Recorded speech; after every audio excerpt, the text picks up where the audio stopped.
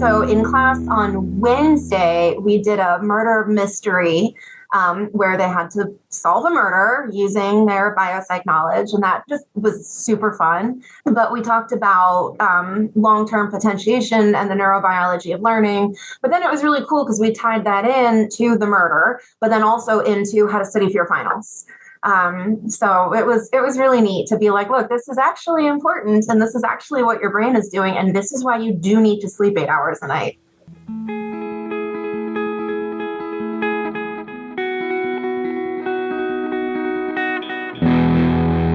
You've just heard Melissa Maffeo from Wake Forest University.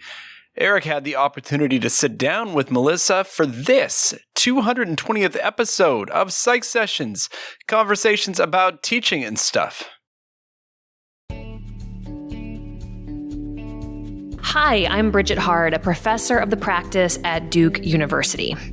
And I'm a member of STP because it is filled with an incredible community of people who really share my passion for teaching. For me, STP is home. It's a sense of family and friends, people who inspire me, people who give me lots of great ideas for all the different challenges that I face as a teacher. And this community is waiting for you. You can join STP at teachpsych.org. Would it benefit you and your students to know about the latest in clinical and educational assessments? Well, we're proud to partner with Multi Health Systems, MHS, who has been a trusted name in psychological assessment for over 40 years, delivering science-backed solutions for clinical psych, education, and more. And recently, MHS launched the Connors CPT Online Suite, an advanced tool set designed to assist in diagnosing ADHD and other attention-related conditions. The suite includes 3 powerful assessments: the Connors Kata, the Connors CPT-3, and the Connors K-CPT-2. These tools help psychologists evaluate inattentiveness, impulsivity, and sustained attention through both visuals and auditory tests. You can stay on top of what's going on in psychological measurement.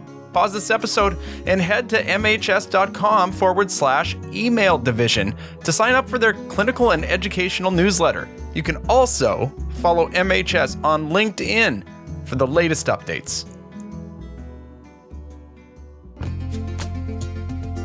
Psych Sessions is sponsored by W.W. Norton.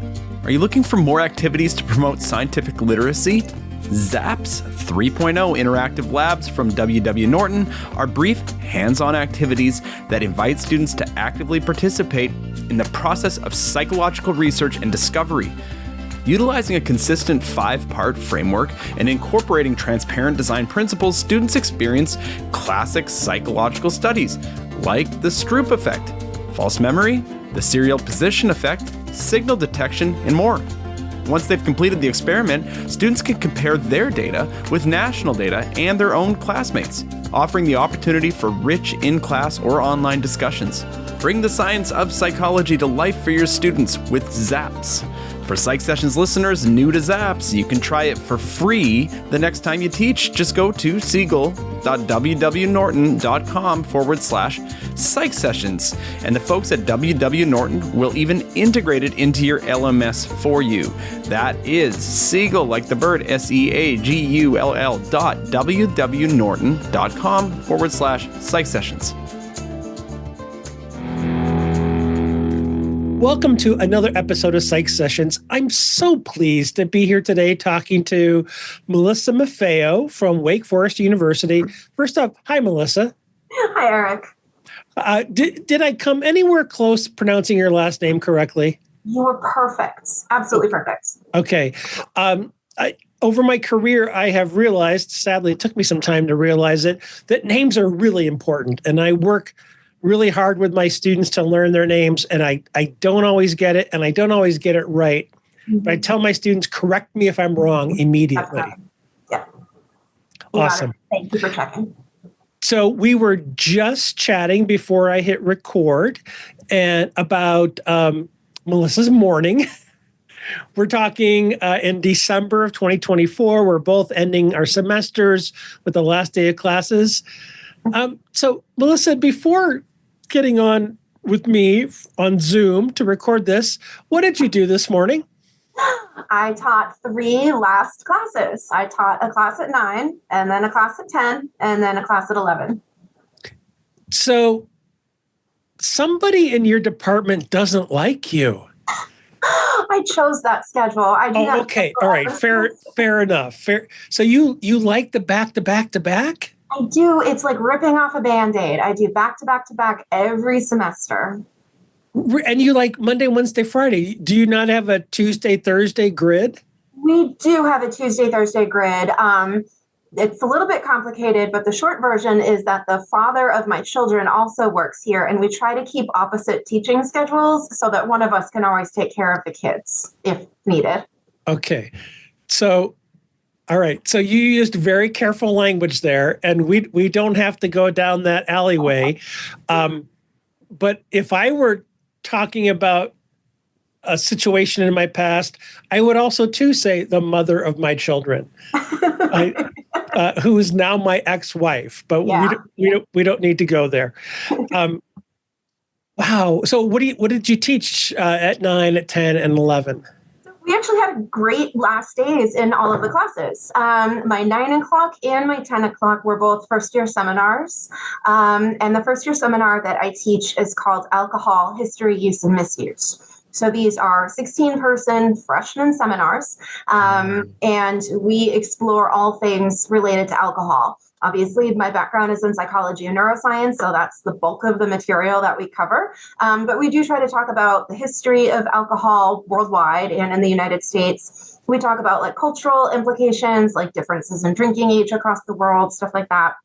But what we really try to focus on the most is like the psychology and the neuroscience of addiction and what alcohol addiction might look like in a college student, what some potential red flags are, and what kind of help they have to get.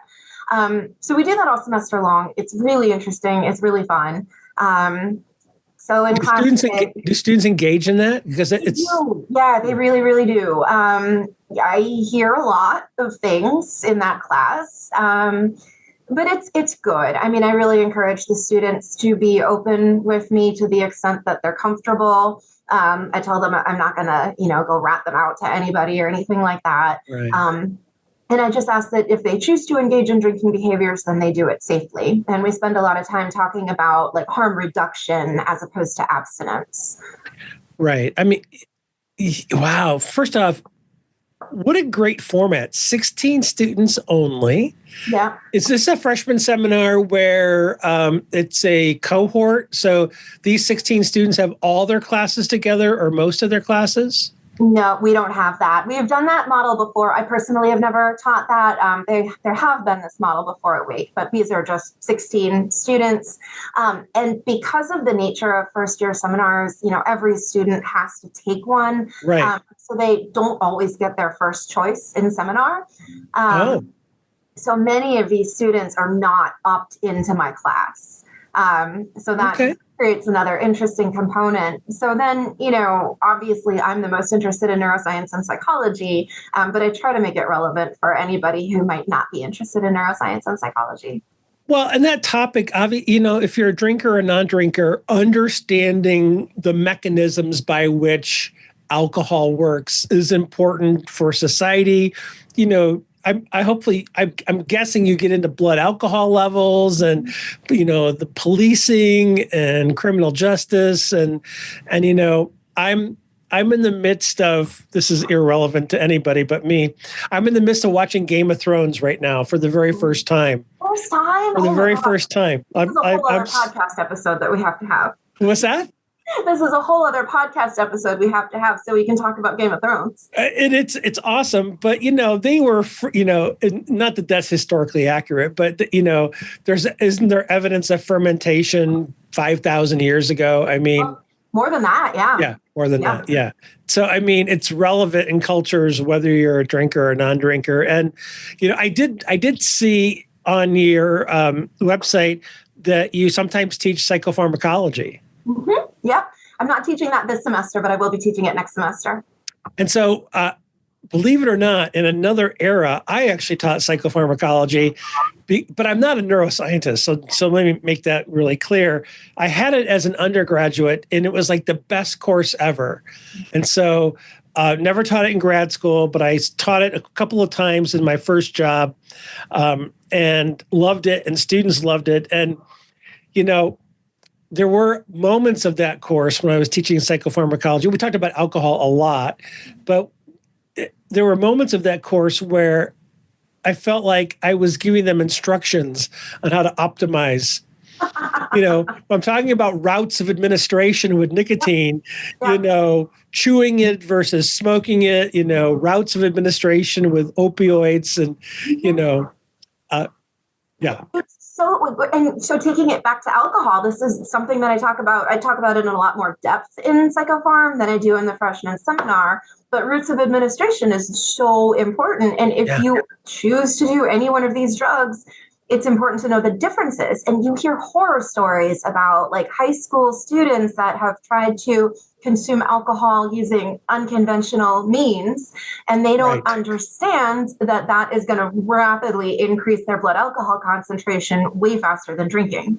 Right. A regular pace drinker, I forget the name of it, but there's a graphic, stages of depression, depressive effects, and eventually you get to anesthesia. But if you circumvent, our body's processing and metabolizing, that's where people die from alcohol toxicosis and things like that. So definitely. So you mentioned your 9 o'clock and 10 o'clock. What did you teach at 11 o'clock? It was biopsychology. Is that from the smile on your face? Is that your fave? I think it might be, but also I love all my classes. So it's really hard to say that, but I think biopsych is probably the class I teach most often. And we did have a really fun class today, and all of my students this semester are just amazing. And biopsych just got such a great group, So in class on Wednesday, we did a murder mystery where they had to solve a murder using their biopsych knowledge. And that just was super fun. And then so today we debriefed about that a little bit and then segued into the last little bit of content that we were supposed to have already finished, but of course didn't because I can't stick to a schedule. But we talked about long-term potentiation and the neurobiology of learning. But then it was really cool because we tied that in to the murder, but then also into how to study for your finals. So it was really neat to be like, look, this is actually important, and this is actually what your brain is doing, and this is why you do need to sleep 8 hours a night. Wow. It's just you have found a way to make a topic that could be dry to a student. That could, it's not dry to you, clearly, as you're passionate about it. It's easy to see, but you found a way to make it relevant and interesting and engaging. And who I'm not so sure I've ever talked to someone who said they had a great last day of their course. It was a little bit, I'm glad to be done with the semester. I am exhausted, and I am looking forward to a break. But it really was it was a little bittersweet today saying goodbye to all the students. Well, and I think that's a good way to put it. I met with I teach psychological measurement. I teach research methods, and I met with, I like a Monday, Wednesday grid, although I'm teaching one class Monday, Wednesday, another one Tuesday, Thursday. So someone really didn't like me on my campus when I got that teaching schedule. And, I got to talk to a couple of students, and I think bittersweet is a really good word. They're so thrilled for the semester to be over. Some of my students are graduating. They're going to go to commencement next Saturday. But at the same time, some of them, not all of them, had a good time with class. They enjoyed class. They enjoyed what they did. They to make it self-centered, they got me, right? And so they got my sense of humor. They got what I was trying to do. They understood the big picture, as opposed to the white cranky old man who's assigning stuff and grading stuff. So, Well, I think that's like the biggest thing is, you do these assignments that in theory are supposed to help the student learn whatever they're supposed to be learning, and you craft them, and people are so thoughtful when they're crafting assignments, but you really want to make sure that's transparent to the students.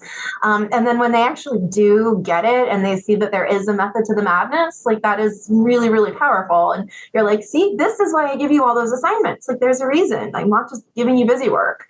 Right. And when students are like, yeah, okay, that makes sense. I'm like, thank you for understanding.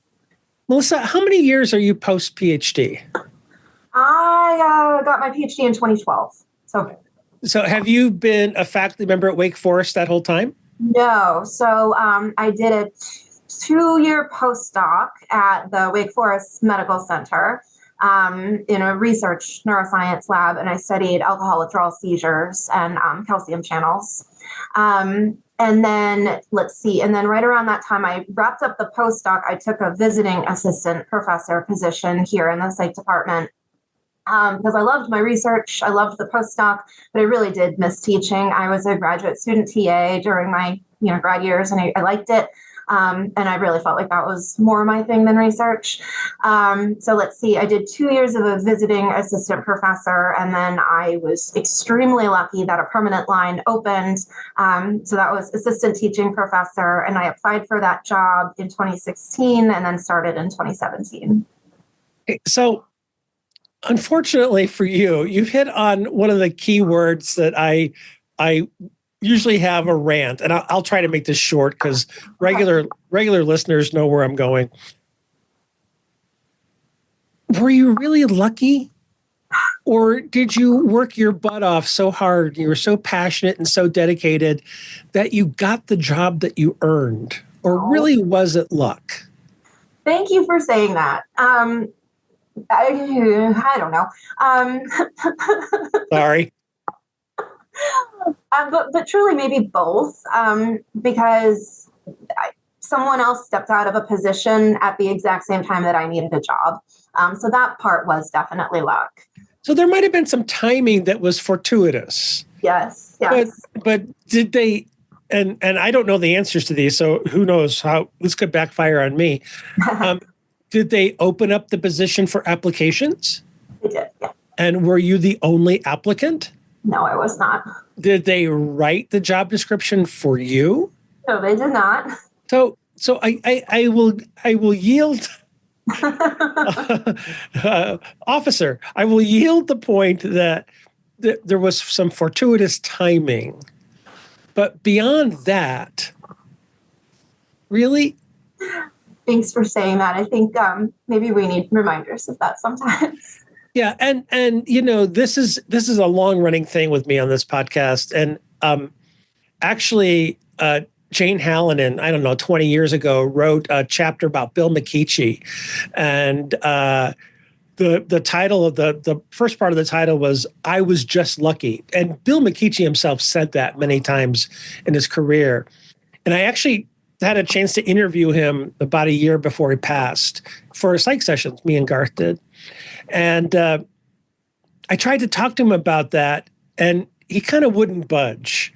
He kept going back to luck. And my conclusion is it's just a way for people to talk about, they don't want to brag. They don't want to brag about, I worked really hard. I deserved this. I got that grant. I got that promotion.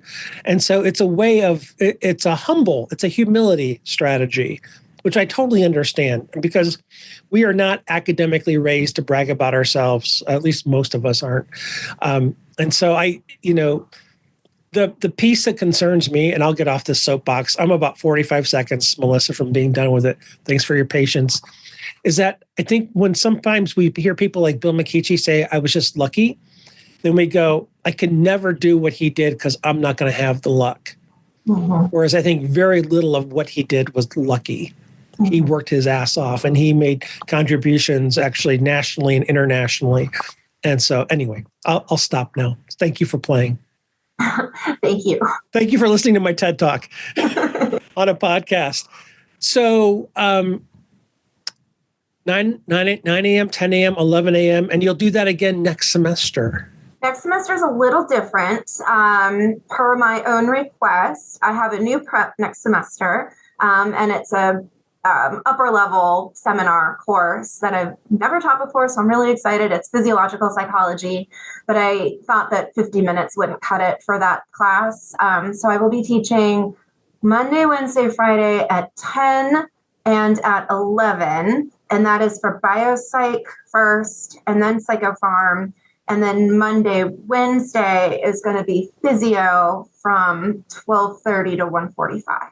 Okay, so you're going to shake it up a bit. Shake it up a bit, yeah. I haven't taught a Monday, Wednesday course before. I don't want to do, I do have the option, but I've chosen not to do all 3 classes Monday, Wednesday, because I just don't want that.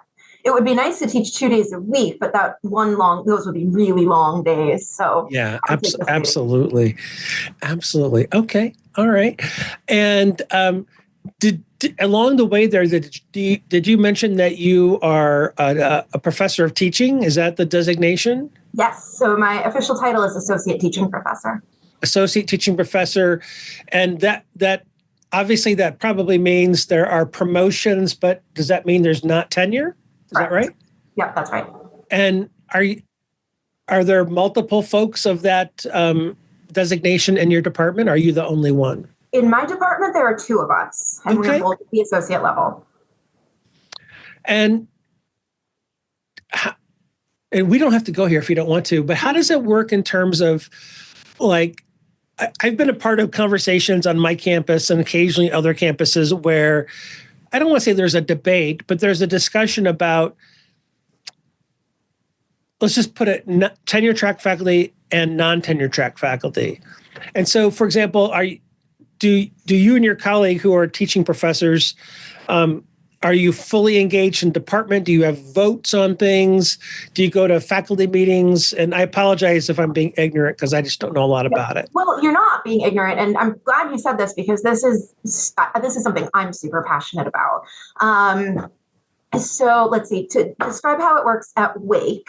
And part of the reason you're ignorant about it is because the teaching professor position is so different across universities. Like, it just, the rules, the rights, the privileges, they vary so much. They're not streamlined and well described like a traditional tenure track position. Right. So that's part of the reason is that it does differ so much. So at Wake Forest, I feel super fortunate, lucky to be in my department. So me and Keith Green is the other associate teaching professor. He's a clinical psychologist. Yes, we participate. We attend faculty meetings. We are involved in departmental discussions. I'm currently serving on a search committee for an incoming faculty position. We do, equal amounts of service. We are not expected to do research. So my teaching load is higher than my tenure track and tenured colleagues. But we are encouraged to do any kind of creative and scholarly work that we feel strongly about. And I'm going to put an asterisk there because I do want to come back to that point. Okay. We are not allowed to vote on tenure track hires. So even though I'm on the search committee for a tenure track hire, I will not be allowed to vote on this person. I, however, have been able to give a lot of feedback on our candidates. So it has been really valuable being part of the search. For our listeners, I'm giving a scrunchy face to that because it feels awkward, but we can come back to that or not. But to be fair, I don't want to throw my department under the bus. So I want to be super clear that I had conversations about this and my department chair was really apprehensive about asking me, but since the hire is in neuroscience, there's not a lot of neuroscientists in the department. She gave me full reign to say no if I wanted to. So I definitely want to say this is not the fault of the department at all. And I'm happy to be on the search committee. So I do want to make that clear. But regardless, we're still not allowed to vote on tenure track hires. We are not eligible for proper sabbaticals, although the dean of our college just put in a mechanism for teaching faculty to request course releases to do any project related to teaching. And that can be kind of anything related to teaching. So they are currently evaluating the first round of applications for that, which I think is really great. My application is in that pool. So if granted, I would have 2 courses released. One would be to pursue a SOTL project, and then the other one would be to design a new course. So fingers crossed that I get those. Yes. Let's see. And our salary, of course, is not equitable. We make about 25% less than our tenured colleagues at equal ranks, and that is not great. Right. But those are the three things. But I would say other than that, all of our rights and privileges are equal. We'll be right back. Whether you're a passionate psychology enthusiast or a dedicated college professor, we know that every student is unique, and so should be their learning journey. That's why we're thrilled to introduce you to Macmillan Learning's Achieve platform. Imagine a space where learning is as dynamic as the students themselves. Achieve offers a personalized experience with interactive ebooks and collaborative class management tools designed to meet each student's needs. But that's not all. Immerse yourself in our multimedia study tools and explore over 100 new videos, each crafted to spark curiosity and deepen understanding. For those who believe in empowering students with essential skills, Achieve has exclusive skill activities to help them master note-taking and APA-style usage. It's more than just learning. It's about preparing students for success in the real world. Innovation in education is at the heart of what we do. So why not be a part of this journey? Discover how you can inspire and transform learning experiences by visiting macmillanlearning.com/psych sessions. Together with Macmillan Learning, let's inspire what's possible for every learner. Until next time, keep exploring and keep learning. Yeah, we don't have the teaching professor label here at Boise State, but we call them clinical professors, which is a little bit confusing. And the clinical professor doesn't have to be teaching focused either. There are different flavors of that at our campus. I will in our department. So we have like 14 full-time tenure-track faculty and one lecturer. And she's been a lecturer for us for 15 years. She's got an office with us. She votes on everything. And so she's chaired committees. She's chaired but the one inequity that glares at me is salary. And so, so she's lagged behind her colleagues in my department for decade and a half. And I don't know. There's not an easy solution to it. I don't think the tenure track is what it once was. And maybe it was never anything of a big deal. It's just, we just kind of rinse and repeat. We do the same thing we've done for decades or centuries. And I think it's really good to see new models and fresh ways of thinking about it. But there's a fairness, there's an equity issue there that's really important. There's a big equity issue, and I'm really thankful that a lot of people across academia are starting to raise this. So I know when I saw you at ACT, Karina Malavanti and I had just given a talk on teaching focused faculty in higher ed. And this is a continued conversation that Karina and I are working on. She has done a lot of advocacy at Baylor University. I'm trying to do a lot of advocacy here at Wake. And we have a lot of people that are super supportive of, advocating for the teaching focused faculty position. But, there's a lot of work to be done, and there's a lot of unknowns about what this position looks like. To come back to my earlier point when I said I wanted to put an asterisk in creative and scholarly work, if my job is 80% teaching and 20% service, I do that. I have no requirements to publish or anything like that, which is certainly, refreshing to not be required to publish. But also, I would like to be involved in SOTL projects and do some writing and things like that. But that doesn't actually count very much as part of my effort.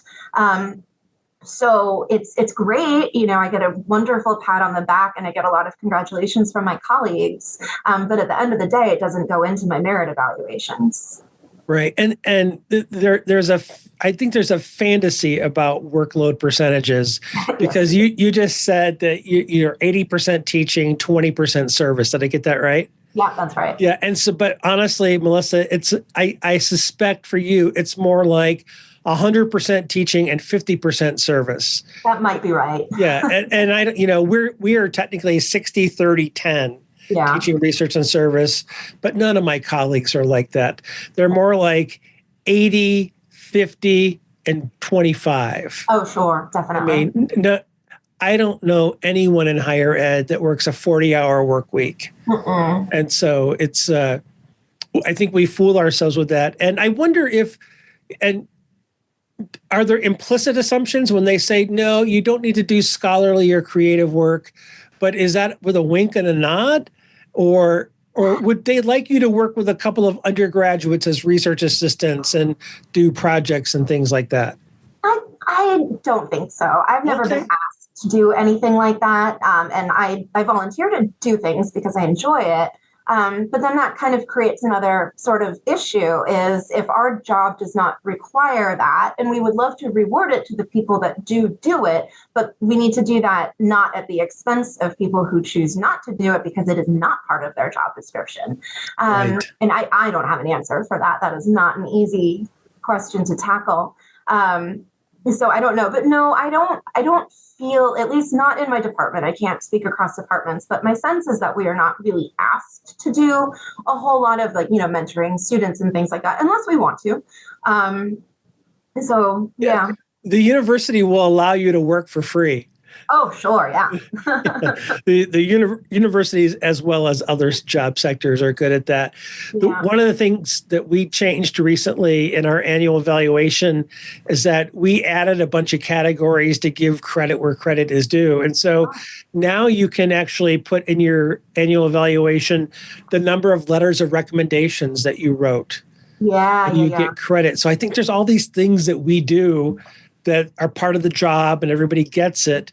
But, I'm not used to tallying up how many letters that I spent, even though I know I spent hours writing for 6 students or 8 students or whatever. So I think there's ways to do it. I just think we collectively have to get more creative in looking at it. I think we do. And I think that what we should be thinking about is teaching and scholarship more on like a spectrum or a continuum, right? Like my job definitely leans way more teaching, but that doesn't mean that I don't want to do any scholarship.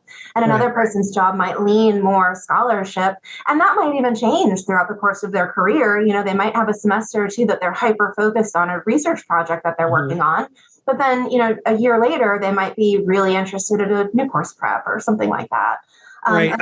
Fantastic. That's what we should be doing. Yeah. And sadly, there are oftentimes barriers to that. For one of ours is at our institution, lecturers cannot be the first person listed on an IRB form.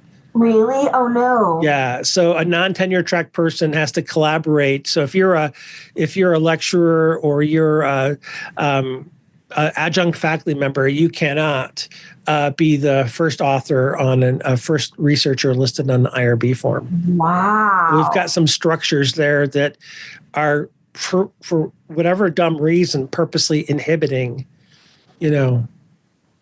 that. So. Wow. Okay. Yeah. Yes. So let me switch gears a little bit. And this is a question that I ask all the time. When you were growing up, was the question in your household, will you go to college? Or was the question in your household, what college will you go to? Probably what college will I go to? Okay. Tell me a little bit more about that. So are you a first-gen student? I'm not a first-gen student. Okay. Both my parents went to college. My dad went back and got his master's degree when I was in elementary school, I guess. My mom is a pharmacist, so she went to pharmacy school. I grew up in Massachusetts. I grew up in a suburb of Boston called Milton. So it's just, 20 minutes south of Boston. I don't have a percentage or anything, but the majority of my high school graduating class went to college. So I think it was expected for most of us to go off to college. Okay. So while you're reminiscing about that, tell me what you were like in high school. Were you the athlete? Were you in drama, debate? Were you president of the chess club? Were you on yearbook? Who were you, Melissa, in high school? Eric, I was the one skipping class smoking cigarettes in the bathroom. Oh, okay. We've stumbled on a very fertile area to explore. You were the one skipping class and smoking cigarettes in the bathroom. That was only freshman year. Okay, then I started getting my act together. Freshman year high school. Ish.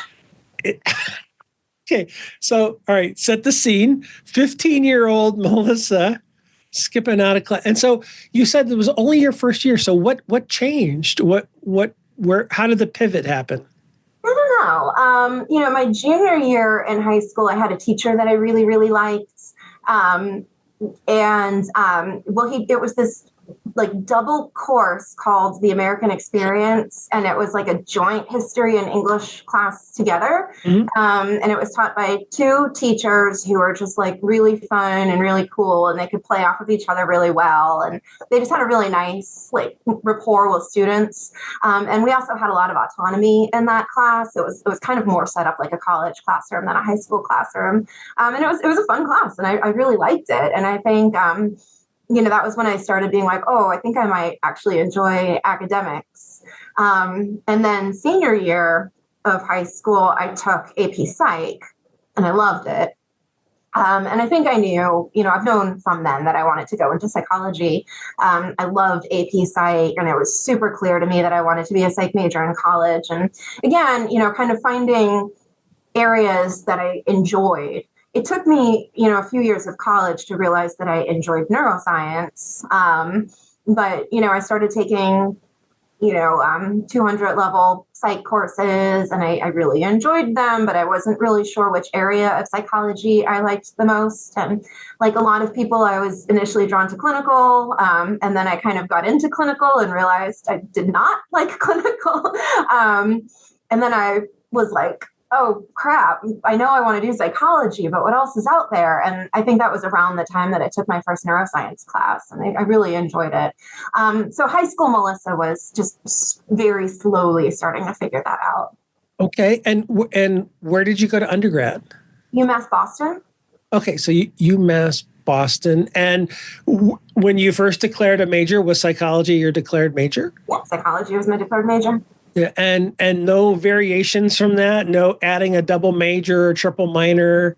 I added a biology minor, and Okay. if I had had more time, I would have liked to have added as a major, but I didn't want to stay in college any longer, because I guess it must have been the end of my sophomore year of college. I took my first neuroscience class, and I thought I was going to hate it because I never really liked biology in high school. And I took the bare minimum for science when I was in high school. And so I didn't know anything about neuroscience going into it, but then I sort of realized like, oh, this is really cool. So then I realized too that I wish that I had had a stronger biology background. So I took a lot of bio classes in college. And I think that got me to a bio minor, but not enough for the major. Do you have any insights about what was it about neuroscience that just kind of captured you? I don't know. I mean, I've been interested in, human behavior since forever. And I think the brain really felt like it has all the answers of human behavior. We might not have those answers, but that answer lies in understanding the brain. And I think I got that. And, as a college student, the questions I had, a lot of them we do know a lot of the answers to. So it was fascinating to learn it. I always was really interested in the neuroscience of drug addiction. So that was some of the stuff when I started working in labs in college. Those were some of the research questions that I always gravitated towards. And then I did a little bit more of that in grad school. And then now with the classes I teach, that's a big emphasis. And I think that's just always been something that was super interesting to me. But then that sort of, as I've grown up, that's transitioned into just the neurobiology of learning in general. And then that works because I'm interested in it in the context of addiction and things, but then I'm also interested in it as an educator. So I like marrying those two concepts. Yeah. And then where did you go for graduate school? Florida State University. So that had to be a big change from the south of Boston. Yeah. To Florida State and Florida State Gainesville? Tallahassee, sorry. Mm-hmm. Nope, that's good. Don't confuse us with UF though, because I think you just did. Sorry, my bad. My sincerest apologies. And how did you adapt to that culture shock? I think quite well. I was born and raised in Massachusetts, and then I didn't go too far away when I went to college. I actually lived at home in college too, so I really didn't go too far away. So I think by the time I was ready for grad school, one, I really detest cold weather. So living in Boston was not good for me in the wintertime. So Florida was, climate-wise anyway, a good choice. Yeah. Climate-wise, I still do love Florida, not for other reasons, but I do like the climate. Okay. And, Tallahassee is an interesting place. They have a saying in Florida that the further north you go, the further south you are. And Tallahassee was really like that. They used to say it was more like Southern Georgia, and that's very true. But it was a cool place, and I really liked it. We were not too far from the beach, so it was easy to do a beach Saturday. FSU has they have an awesome psychology department, an awesome neuroscience program. We had an awesome cohort. It was a really great experience. Yeah. Isn't there's some sort of another saying that there's some point in Florida that when you get south of that line, you're back in Michigan.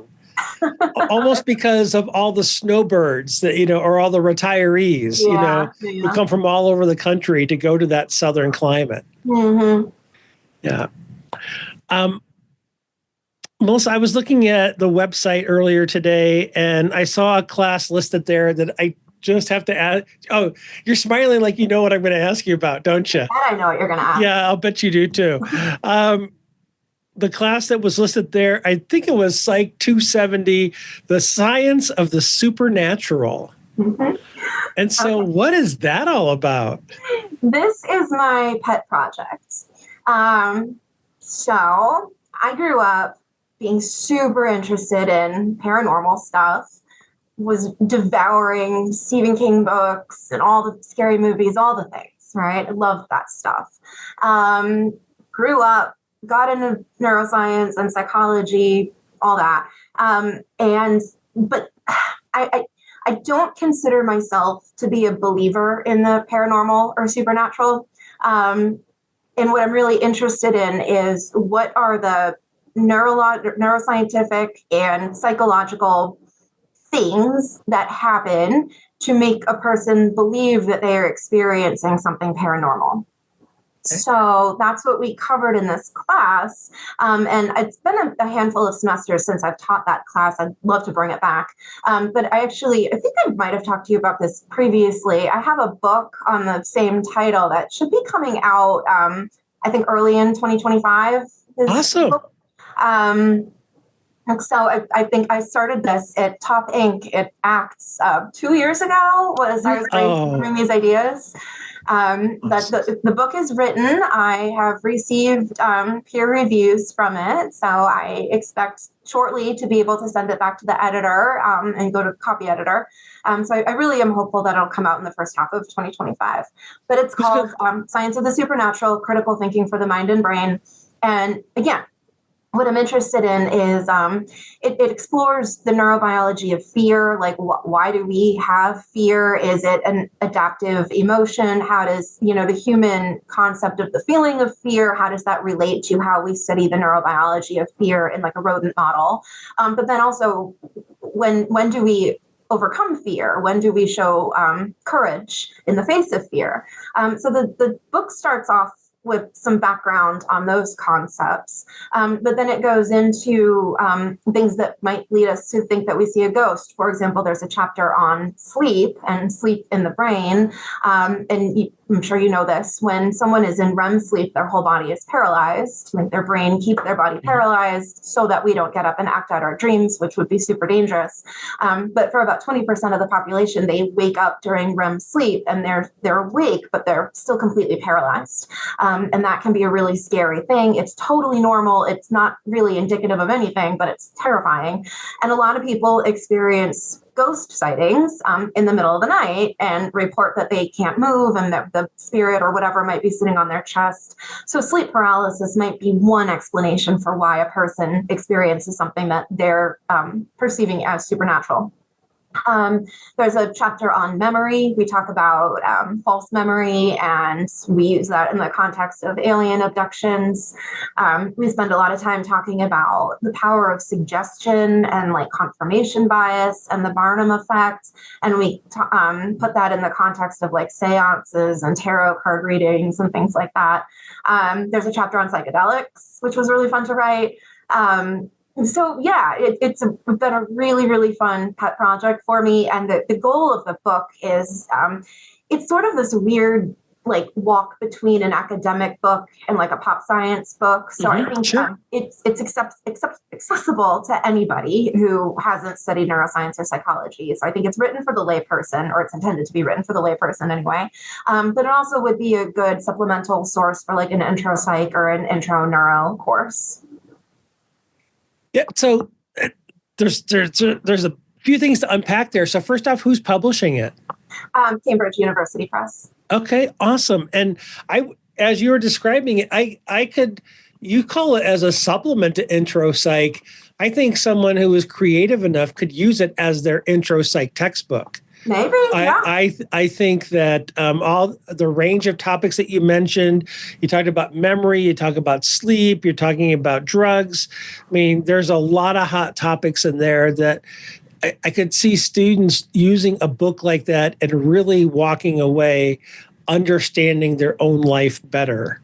I hope so. That would be fantastic. And what better gift can we give our intro psych students than, to give them things that they can actually think about and maybe practice some of those critical thinking skills. And it's awesome. Did you write it by yourself, or do you have any co-authors? Just me.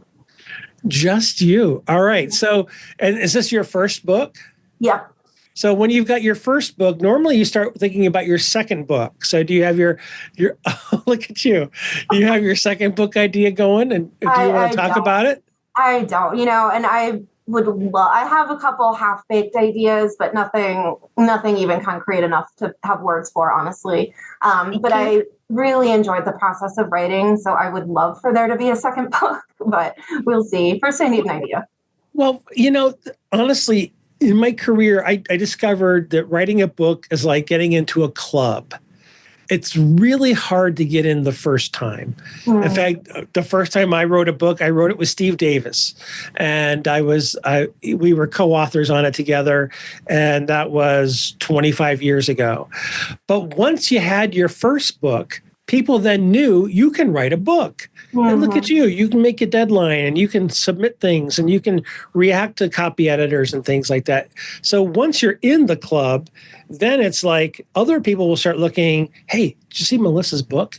Man, that's really good. I wonder if she could write about X. And then all of a sudden now you're solving for X. That would be a good pathway. Well, one of the ideas, Karina and I actually have been tossing around, very much still in the idea stage, but we really would like to put together some kind of product that helps advocate for teaching-focused faculty. So very different from the supernatural stuff. Maybe there will be a part 2 for the supernatural stuff, which is still my favorite thing to talk about. But there's some ideas out there. Well, and maybe the supernatural one could be revised from time to time. I mean, there could be a second edition, a third edition, a fourth edition. But I also think, people sometimes, when they start thinking about a book, don't think about markets and marketing. And so, you've clearly written the Science of the Supernatural book for a larger audience, the layperson audience, where it might be a class supplement, which is not a bad thing to market to, but also it'd be kind of cool to be walking through an airport and see your paperback as one of the books at the airport, wouldn't it? Oh God, imagine, that would be so crazy. But it would be crazy in a good way. But a book to serve teaching-focused faculty is going to have a different market, and it's not going to be adopted for a class per se, but that doesn't make it any less valuable to the people who need that advice. Yeah. So, Melissa, when you were thinking about today and doing this podcast, and again, thank you for your time, was there something in your head that you went, I want to make sure that I talk about this with Eric on this podcast? Do you have anything You have some arrows in the quiver. You have something in the hopper. Yeah. So the two topics we already hit on was the supporting teaching focused faculty work that I'm doing with Karina. Definitely science of the supernatural. But I think the third project of mine that I do alongside Christina Reagan at Georgia Tech and Katie Lack here at Wake, the three of us are co-directors, co-founders and co-directors of the Neuroscience Teaching Conference. Excellent. So Christina and I met many years ago, actually on Facebook, she curates a teaching resources for biological psychology and neuroscience Facebook page. And I joined it when I was new to teaching and started interacting via social media with Christina. And we realized that we really, got along quite well online. And then we met for the first time at Psych 1. And we were like, all this, and we had been to ACT together. We had been to NITOP. And so we're like, all these conferences are so great. I love teaching conferences. These are my people. But there's not a lot of neuroscience focused information here. There's some, but there's not a lot. So she and I together decided to start the Neuroscience Teaching Conference, and we brought Katie Lack on board after our first in-person meeting. So 2025 is going to be we're on our fourth in-person meeting. We host it here at Wake Forest. We have about 115 guests every year. We bring in keynote speakers. So last year we had Dr. Kelly Lambert and Dr. Angeline Dukes, who is the founder of Black and Neuro. We've had some really amazing keynote speakers, and the goal is much like the teaching conferences in psychology. One, to share ideas about teaching and learning and inclusive pedagogy, and to talk about how we're navigating things like AI in the classroom. But even more so, to create an opportunity for people to network and collaborate. And for a lot of us in neuroscience, a lot of us have been trained in this is true for everyone in psych, but we see it a lot at the Neuroscience Teaching Conference because a lot of these people are not the people that are going to the psychology teaching conferences. And so we've had a lot of people that are maybe the only teaching focused faculty in their department, and they were trained at an R1, and they've had very research intensive careers, and they love teaching and they want to get into teaching and they see a lot of value in teaching, but it's hard for them to get support at their universities.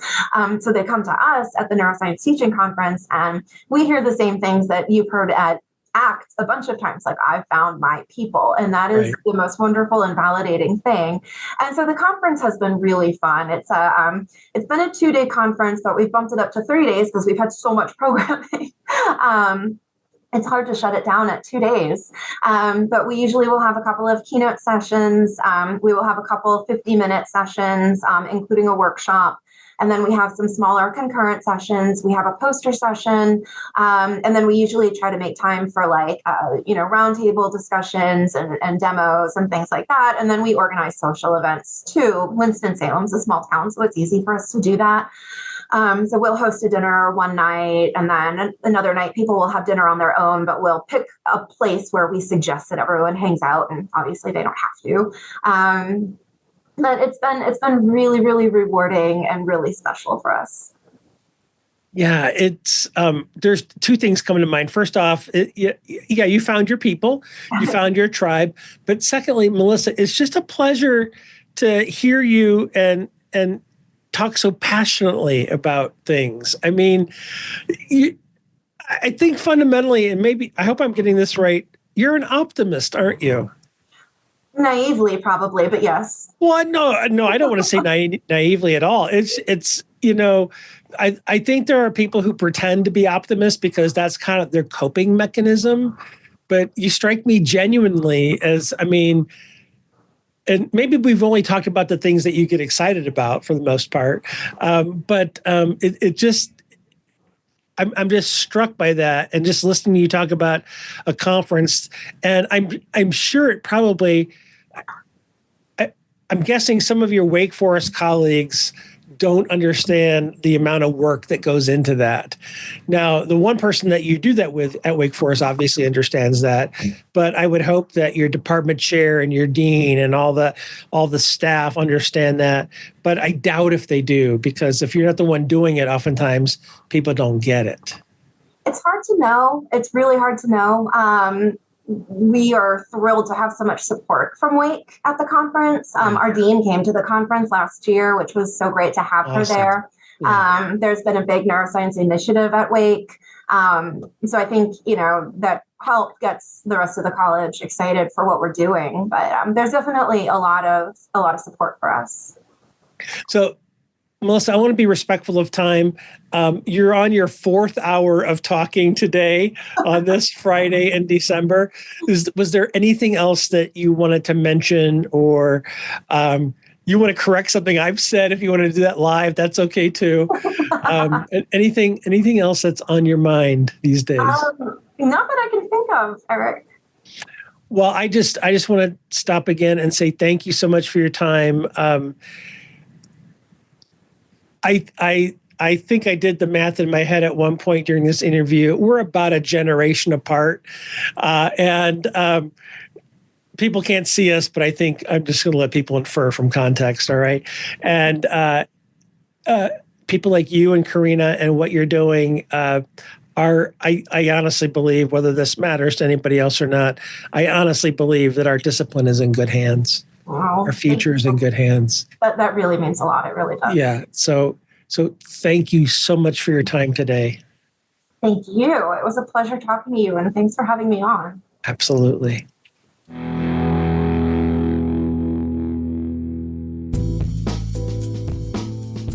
Psych Sessions can do what it does because of listeners like you. We want to thank you for your support over the years in our mission to get more free professional development to all teachers of psychology around the world. If you want to support us further by making a tax-deductible donation, please head to psychsessions.org/donations. Thanks for listening.